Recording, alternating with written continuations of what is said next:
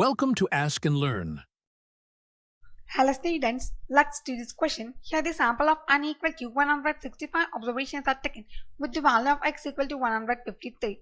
Now the null hypothesis H0 such that proportion p equal to 92%, that is 0.92, against the alternative hypothesis H1 such that it is greater than 0.92, that is it is improved, p greater than 0.92.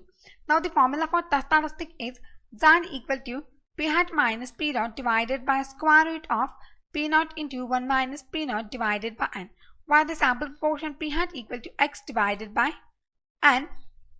Put the values, then we get sample proportion p hat equal to 153 divided by 165 equal to 0.9272.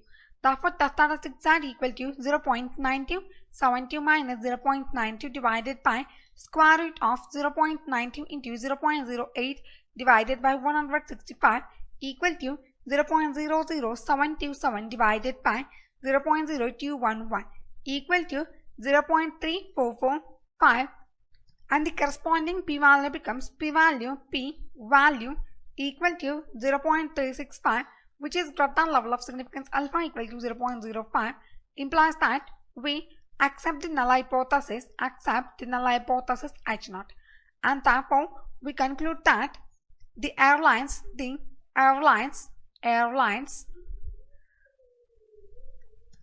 on time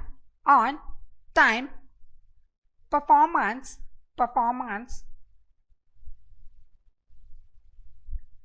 has not improved.